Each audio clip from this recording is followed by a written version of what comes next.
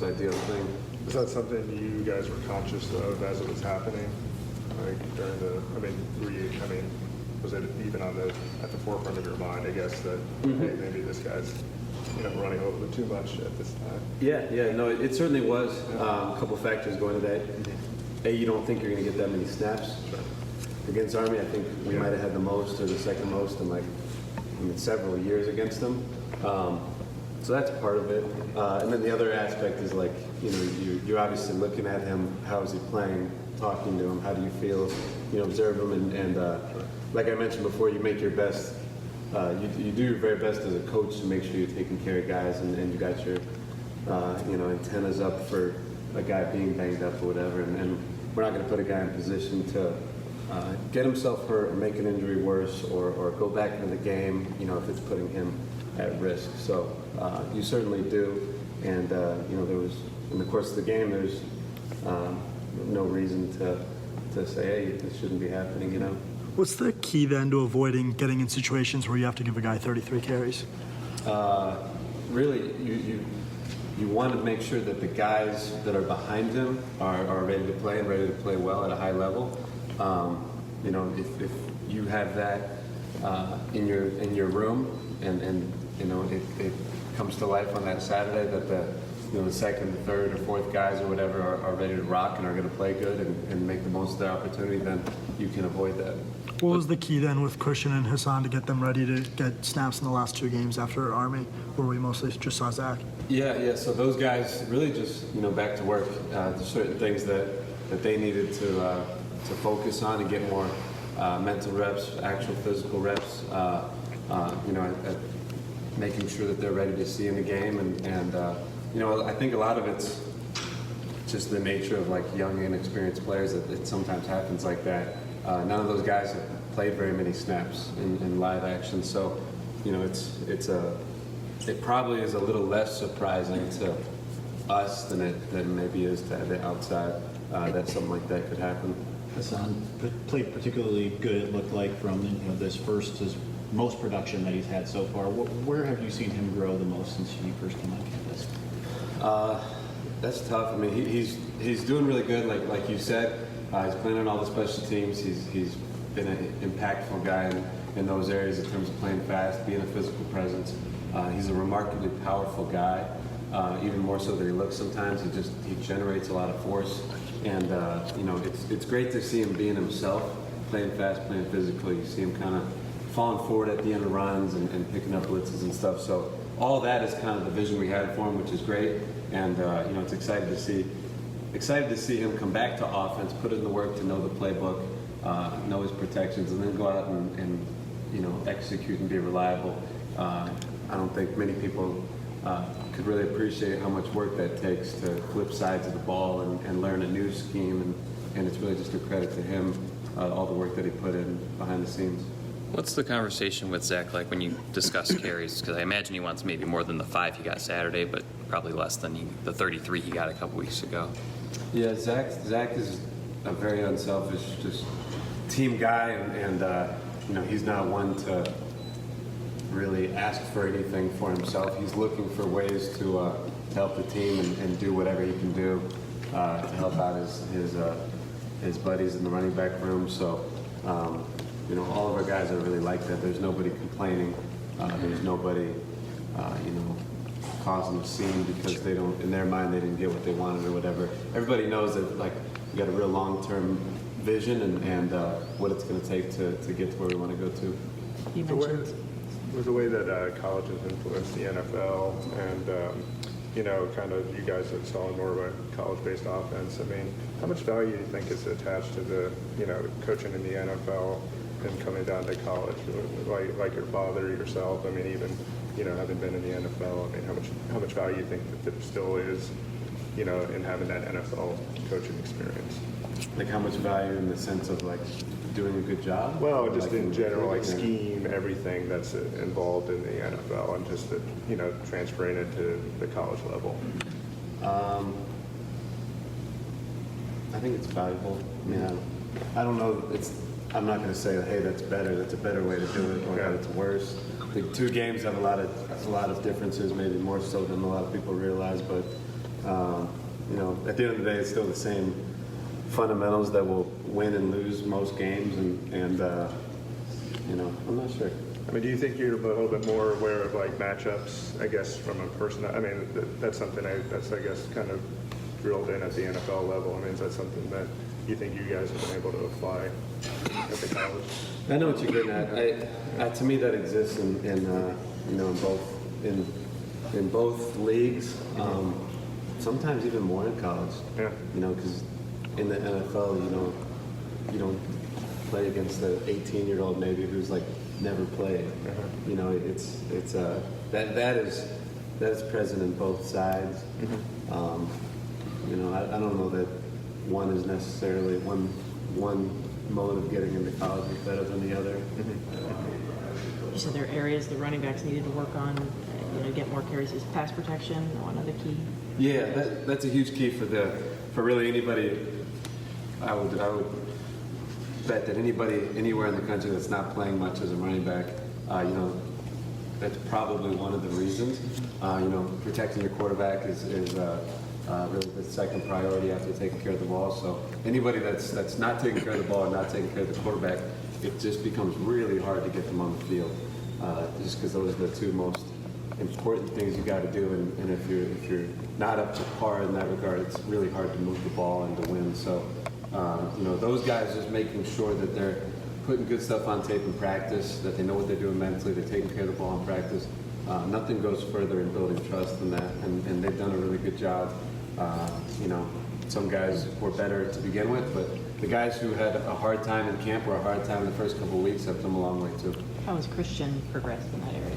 Really good, really good. He's a guy who, you know, he can take a you know, a bad play and he can move on from it and then use it as fuel from Sunday to Friday of, hey, I want to look at this extra, you know, film. I want to go through this extra walkthrough or whatever. I want to put in the work to try to make sure that doesn't happen again. And you know, a lot of people talk about, oh, he missed this block or that block, and you know, that does happen. But you also, a lot of people don't realize, hey, he actually picked up 5 blitzes in the last game or a few in the game before that, whatever it might be. So there's strides being made, and a lot of times it's sad because that gets lost to the outside because you're just looking for a young man to blame, you know, on Twitter and all that. And you know, these kids, they work their butts off to try to improve their weaknesses, and it's a long season. So I think you can underestimate how good or how much improvement you can make over a 3 or 4 month span. Christian was talking yesterday about knowing that maybe a goal going forward for you guys is diversifying the carries a little bit, and how he was talking about the level of competition in practice. Maybe there's more of a sense of urgency now because of that. How have you seen that evolve since maybe spring to now? It definitely has been good. The competition in practice, like you're saying, or like Christian referenced. I don't know that it's that much better. I mean, maybe it is, but they've pretty consistently competed and pushed each other, and you know, maybe there's a little more juice to it now, but it's really fun to watch when those guys are taking every rep in practice and running the ball, you know, 25, 35, 40 yards, and trying to make it the very, very best run possible, and treating it like a game. If you do that, I think everybody knows what the results are going to be. It's going to be a lot more natural on Saturdays, making that last guy miss or breaking that extra tackle. So those types of habits are something we value in our room, and I hope it continues to show up in the games. Christian mentioned his he was out of high school, had a lot of Division I running backs, and you know, it kind of forced some competition early on for him. What stood out to him about a recruit, and then how do you think that shaped him into the college player he is now? So, like you said, his high school experience was different than a lot of guys, and it shows up in the way that, like, he wants to practice hard, he wants to compete hard. He wasn't looking for anything to be handed to him. We don't have very many guys like that in general on our team, but like he's maybe a rarity in the sense that he's a running back who comes in and isn't shocked when he doesn't get the ball 40 times. You know, a lot of guys are like that. Zach isn't, Hassan wasn't, Christian wasn't, and we're really lucky in that regard because we don't we don't deal with that. You know, probably coming from that background was probably a big reason why. Jim talked about substitution issues. I mean, is there, I guess, an effort maybe to streamline the personnel and maybe get a fixed rotation where, you know, that you have maybe, you know, three guys instead of maybe 6 or 7 or such at any given position group? Yeah, we want to try to make everything as streamlined as possible. I think sometimes in a game where if you're up by a lot, Yeah, sure. you can run into some problems that, you know, maybe don't happen in like a 14-14 game in the fourth quarter. Some of that's just the nature of the situation. But certainly we want to make sure that in practice we're crisp with guys going in and out, and you know, if you're practicing with noise, being able to communicate and get the right guys on the field in a timely manner. So it's something that we always try to get better at, and we're not ever looking or okay with any procedural type of penalties. How does that work in the heat of the moment in terms of figuring out who's in the game? Like, are you tracking snaps for guys and saying to Josh, like, hey, let's use this guy on this drive? Is that something Josh is doing? How does that work?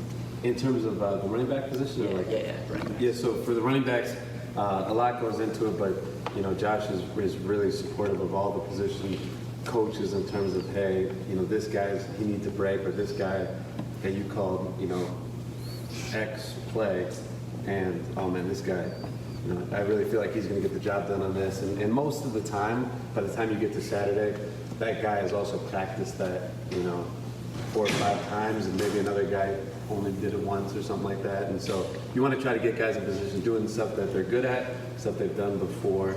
And, you know, we do it a lot, so you just kind of, you get used to knowing what Coach Gadd's thinking and you know, getting the appropriate guys in there to execute. Several players said they liked having Josh on the sideline. Make a difference for you? No, I mean, I like having them down there too. I don't know that it made a difference personally for me. I thought it was positive though, and I thought our guys, like between series, being able to look them in the eye and connect with them and talk about specifically, hey, this is what we're thinking about going to first play, second play, third play, the next drive. I think it's a positive thing. Chris just said that he was impressed with how Jim brought the team together, the coaches together after the Wisconsin loss. What was your impressions of how they kind of rallied the team together after that loss? Really, it's just about, you know, what's the task at hand, and you know, the world we're in, it wants everything to collapse and people to just quit and go and drive the cars away and see what happens in the next few games. And you know, he able to sit us down and just say the focus is on Rutgers, and that's really the only thing that matters, not anything that anybody else is saying, and really just reassuring everybody that, you know, let's just get back to meeting, get back to practice, and focus on Rutgers, and everything will be good. So that's consistent with his message after a 52-0 win, as well as the Wisconsin game. It's really not any different. But having that kind of leadership that's consistent like that you can lean on and know, okay, this is the direction we're going, it's really nice as a coach and as a player. How do you feel about the Bills going around about players potentially being able to compensate from their image and likeness? I can't say that I know enough to want to comment on that. I think if anyone does from here, it should probably be the head coach or player who maybe it affects more directly. And Christian mentioned last night might be at least somewhat of an incentive if he were a recruit down the road, and one state can offer this and one state can't. You recruit California. I think Florida has something going through. I mean, do you sense any recruiting impact? Do you anticipate anything? Too early to tell? Yeah, I mean, it seems like it's pretty far away. Sure. I would just be curious if it ever really got to that where you're playing against teams that are under different rules than you. Yeah. That doesn't seem, I don't know much, but it doesn't seem like that would be super likely. But that's the more worried about Iowa. Yeah, sure. What are your impressions of Dax? Jackson Hill? Yeah. I love him. He's awesome. Just very businesslike, very mature, you know, in the sense that he is really focused on being really good and the team being good. And as a young guy to come in and like not have any lag time of just having to figure stuff out, it's been pretty cool to watch. And he also practices like a maniac and is like really takes coaching. So when you watch a game, like the week before, there was a couple plays that he didn't make, and then you watch the next week and he makes them. It's really cool, and it's why coaches love doing their job, to see a guy, go out and fix his mistake and get that satisfaction from putting the work in is pretty cool. And he's just one of many examples of that. So he zeroes in on the mistake? That's what you mean by being a maniac in practice? Yeah, he's maniacal, just speed and focus and intensity. And if you give him something to do, he'll get it done. Appreciate it, everyone. Well, thank you. Thank you.